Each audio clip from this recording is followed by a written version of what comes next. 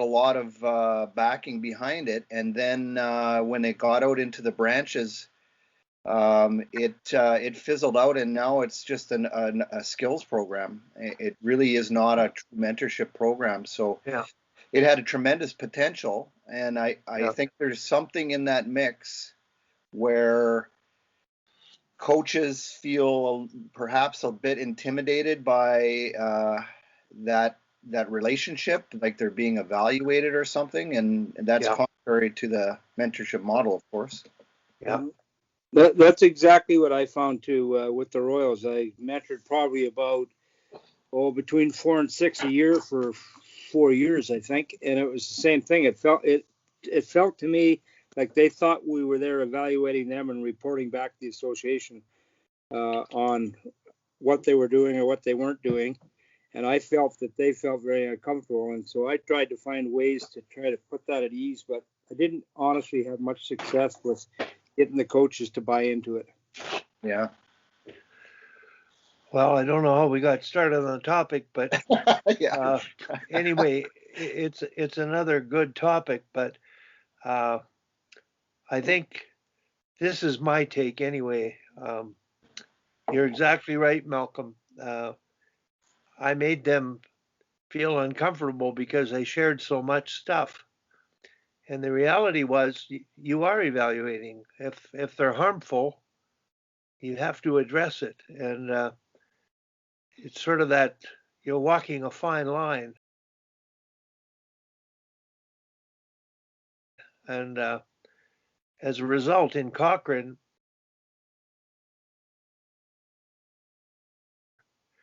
practice times and ice times, and we had to communicate before and after the session. And the follow-up that was to occur was sort of relied on the trust and communication you had with the group of mentors. So I'm not sure there's a better way of doing it, but Tim, you've been assigned to coaches in Cochrane, and what do you think of making it more sustaining? What do you have to do? Well, I mean, I would echo the sentiments that generally, people don't want to be told what to do. B, if you're there to help them, it's a really difficult thing to sort of walk that line. And I guess what I probably want to say is, if you can get into the mode that we all talk about asking a lot of questions about what they're doing or why they're doing it, that's probably the best avenue. But I don't know that there's I'm not even sure there's a way to sort of morph basically sort of young coaches from that early coaching phase where they have a sense that, hey, I know what I'm going to do. I have a plan, and I don't want to they're not interested really in learning more so much as they're just so focused on winning and their team doing well. Anyway, I'm not really saying anything, but it's a difficult thing. And I totally get it. I mean, I would have been there as a coach for a lot of my coaching career where, unless I decided that I wanted somebody like Bob or Wally or Malcolm or somebody to help me, mentor me, unless I decide that, it's a tough thing. Yeah. Bingo, right there, Tim. I think the associations would be really better off to hire Bob and say to all the coaches, look, Bob's on staff with us to help you guys. If you would like to talk to Bob, here's his number, here's his email, and start it that way, where there's no obligation whatsoever. It's purely a resource, and then you might get some traction. Obviously, that's probably the best way to try to get it off the ground. I think maybe. Yeah, I agree. I agree with Bob and Tim, because they talk about in mentorship relationships that it truly has to be a two-way street, and the learner or the mentee has to be in the space where they want to be guided. And if they're not, that's the end of the relationship. So I think a lot of times, because we set up these mentorship programs, we assume that we have to make them work.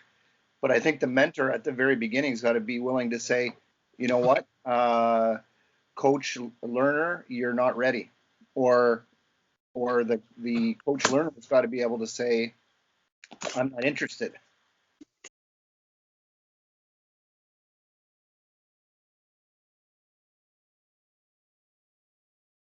And Morris, I'm just going to ask your opinion. You mentor different teams. How did you find the mentorship you were tasked to do in Cochrane? Because basically, they haven't contracted us to do that again. So it might have lasted 3 years. And I felt going out and sharing stuff with them, but the problem is they don't know what they don't know, and that's human. It's not a criticism. And so, Morris, what did you find with the acceptance of coaches and how well your mentorship worked, how effective it was?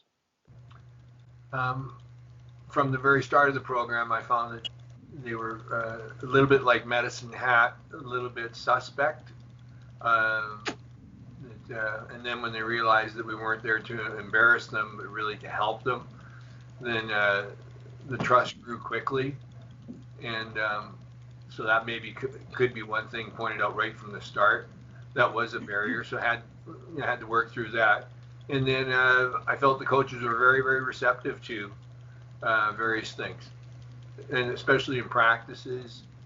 And the thing is, I mean, I introduced things to them I think that they never thought about. Like I would help them improve their practices, improve the puck touches.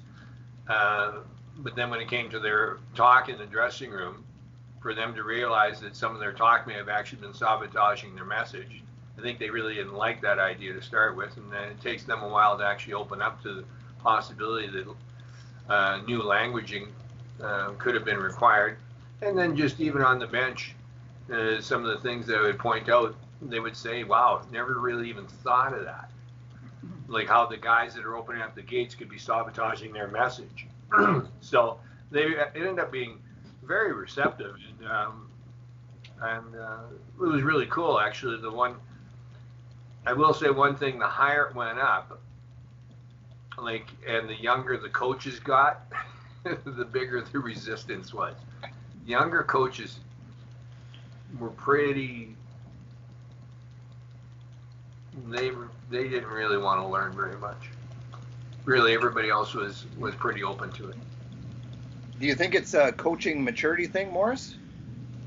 It may have been. I mean, the young guys, they'd come out of the Cochrane Generals, and they were pretty clear that they knew just about everything around hockey. And so that was a little bit of a challenge. And so to watch the same mistakes being made over and over, and without any change to it, I did ask myself, what am I doing here? And I think they actually asked, what are you doing here? And so it was sort of a mutual agreement. So that was the one spot I would say that, and yet out of the whole program, I would say that was really the only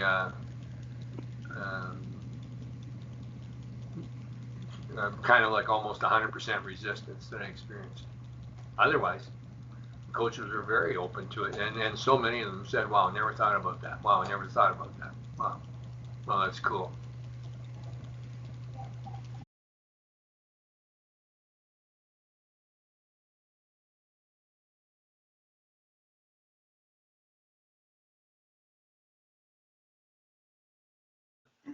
And Kim, we've been talking about the pitfalls of mentorship, which is in reality what you do. And it's a matter of building that relationship and trust, Morris, which takes time. And it's the whole pitfall of minor hockey is people aren't educated like educators in terms of taught how to do things. And I know Jordan's on, whether he's able to input or not, but we talked about the education system as a grade 1 to 12 kind of concept, and 4 years of education to teach at one level. So you go in with so much more hands-on control of the way they're educated. And what about in your area, Kim? Is it pretty receptive? I'm just guessing here, but do you get to select the competitive coaching staffs? Yeah, I selected this year all the coaches like for next season. I didn't pick all the coaches for this season. Now, of course, in that process this year, I didn't get to evaluate any of the coaches on the ice because we weren't on the ice. So a lot of that was done based on relationships I've established with them over the years. So I've been the D1 evaluator for Leaside for 6 years. And I've done coach development sort of here and there before I got this official role. And I've also been coaching here for 12 years. So, it's not a reach to say everyone knows who I am. And I probably have a decent relationship with everybody and reputation. So the buy-in side of it, I don't think was hard for me and the coaches. But I do agree that the younger coaches in our association, the paid non-parent coaches are the ones maybe aren't the most resistant. Like they want information, but they still think they know better. And I honestly think the difference is they don't have kids themselves. And I don't mean that against them or that's a bad thing, but I do think when you're in a minor hockey association and the majority of the coaches are parents, I do think they see it differently. I also think, if you're a teacher or you've had some sort of teacher training, I think that even if you don't have kids, we do have a couple non-parent coaches who are teachers, and they definitely approach it slightly differently. So I'm certainly not saying having kids is a prerequisite. I didn't have any up till 6 years ago, but there is a huge difference, as Morris alluded to the ones who've, just coming out of playing pro, or I've taught a couple hockey schools here and there and think they can and run it. And I think the difference is not on the X's and O's. The difference is on the soft skills, their ability to deal with issues, challenging scenarios, parents, culture side. If I said to any coach in our association, hey, let's talk about power play, they're all going to be very receptive. Or, hey, let's talk about skill development. But I find the resistance more on the culture side of it is sometimes from the younger coaches. And I think it's, as you said, they don't know what they don't know. They don't see the importance of it or the value of it or the necessity of establishing that culture early on. And then they get run over by parents and players as a result. So that's been my experience. But I would say, the hope in the future for me is to go and mentor with other associations in a similar capacity to what I do now with Leaside, and I think that will be very eye-opening because I won't have the longevity within the organization to kind of hang my hat on.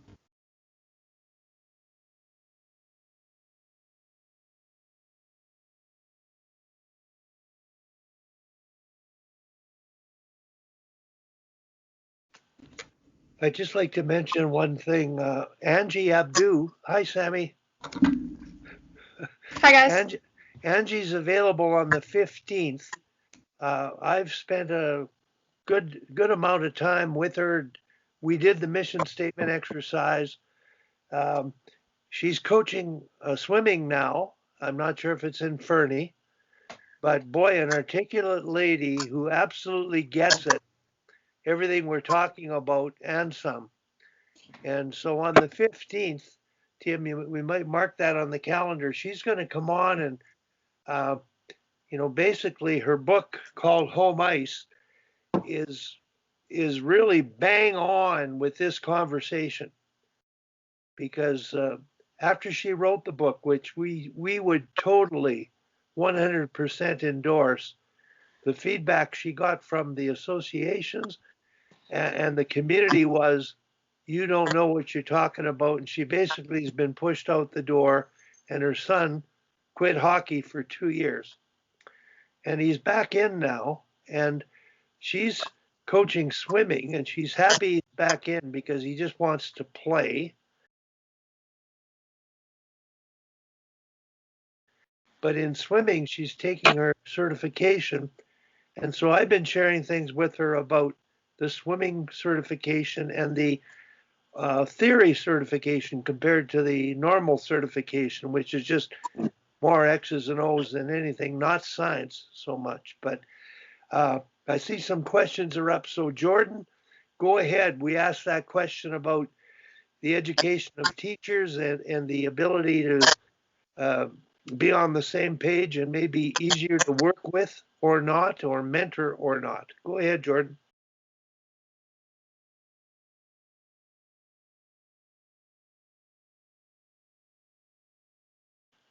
Well, I was just going to chat a little bit about the mentorship piece there, because of course having the opportunity to do it with both Hockey Alberta and with P3 out in Strathmore alongside Rick, it does tie in, Wally, to the way we work with staff in schools, and there's two parts to it. The first one is that evaluation supervision part, and then the other part is mentorship. And the person who is being mentored has to understand which process involved in. And it probably won't be the same person doing both. Like with Kim just talking about the organization she's working with, that if she's evaluating and supervising coaches, she's probably not going to be the right fit for them to come to as a mentor, because many of them are going to see that as a role that if they're going to be evaluated, which is basically being judged, they don't necessarily want to be coming to them in that mentorship piece. So if I use the role here in a school, the admin are the ones doing the evaluation supervision. I can give guidance, but I'm not going to be the one that a teacher is going to come to talk about some areas necessarily that they're struggling in. That's my role as a supervisor, to get there and see if they may be struggling and then ask the appropriate questions.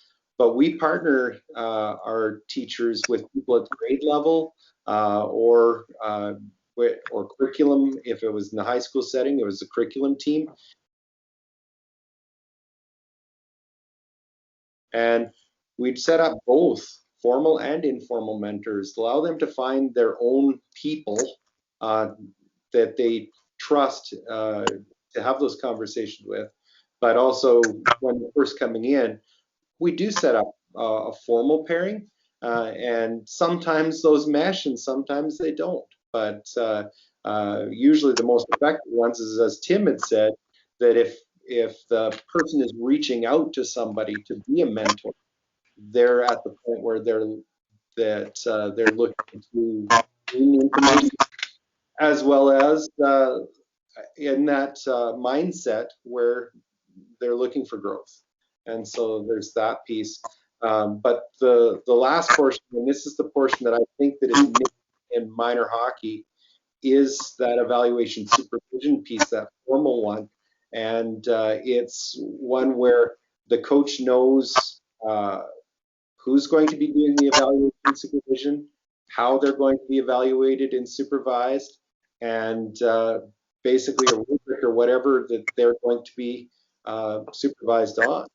Because you may have an organization like with Kim, where she has 12 years of experience and is very comfortable in the direction in which the program is going. But in a lot of these, you may have somebody that's a parent volunteer on a board that has no experience working with people or evaluating, or heck, may not even have as much experience with the hockey side of things or the people side of things as the person in the position. So those are all little pieces, and I guess it goes back, well, we starting out with the organization having that mission statement piece, but that supervision and evaluation piece is to me is different than mentorship. and but both have a really important role in helping people be successful.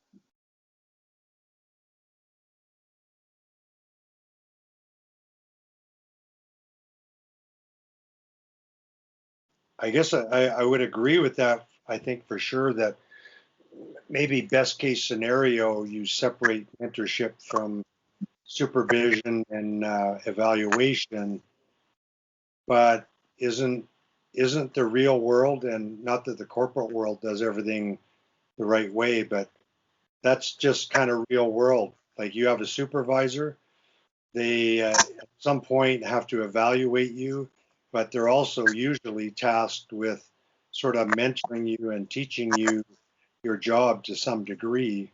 So it's a tough one. I mean, I think I would agree that, you know, it would be best to separate them, but I'm not sure that's really real world. That's how it works.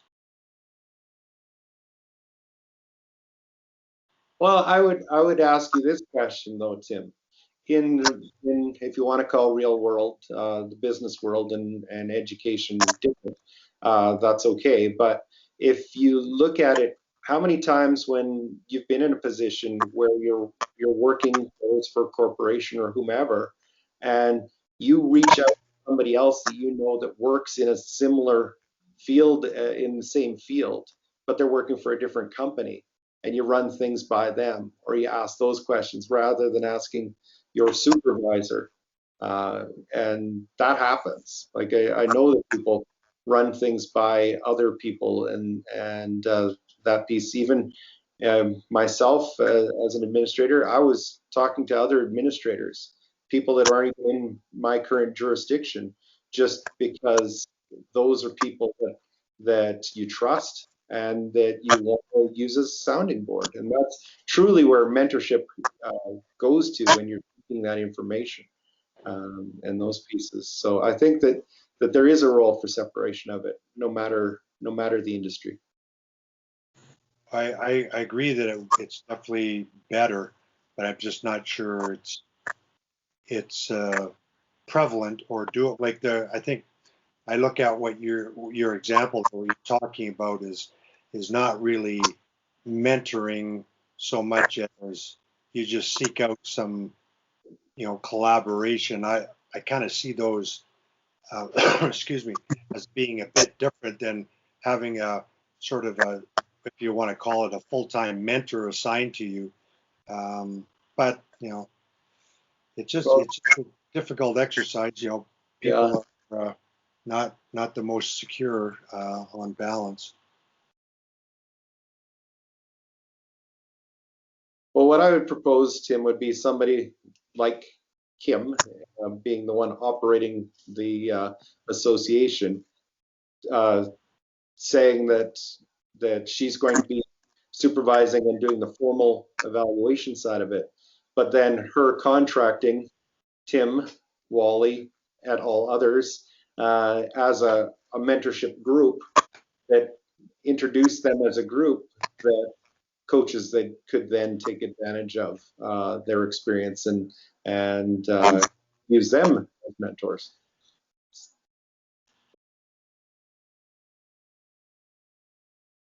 But, Yeah, I go ahead, Wally.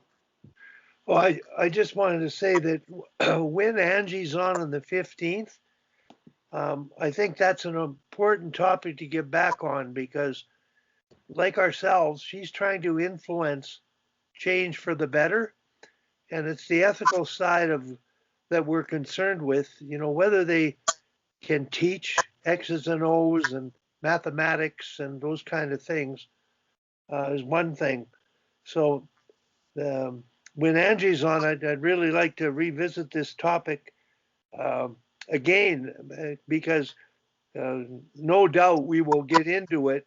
She's done something good, and the general public has ostracized her for it. So go ahead, Kim. Oops, sorry. I would say, the challenge I have now is I've named all these coaches and I've sort of built these relationships. And of course, next year I will actually have to formally evaluate them, and I haven't done that yet. But in terms of mentorship, we've set up I used to do it I done on my teams forever, kind of the buddy system. So an older player with a younger player. So we've established, like in our high performance program, we have 5 coaches, and so they're sort of sent up. And one thing we realize is you don't necessarily want to be mentoring like the level right beneath you.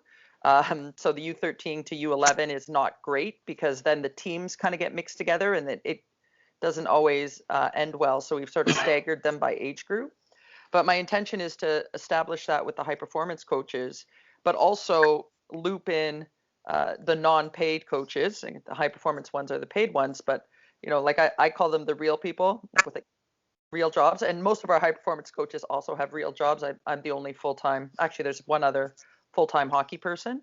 But I do think, especially with those non-parent coaches, to loop them in. We've got quite a few coaches who've coached their daughters from novice all the way to midget, and to have them as a mentor who might not be able to, run the drills the same way, or maybe go toe to toe on the hockey side quite as well. They're going to have that bevy of experience of dealing with the crazy parents and the dressing room drama and all that kind of stuff. So I don't know how it will all go, but we're sort of at the beginning of it. But I do see that buddy system, that internal mentorship being really important, as opposed to sort of me dictating from on high. I think they can learn a lot from each other if we formalize it a little bit within the organization.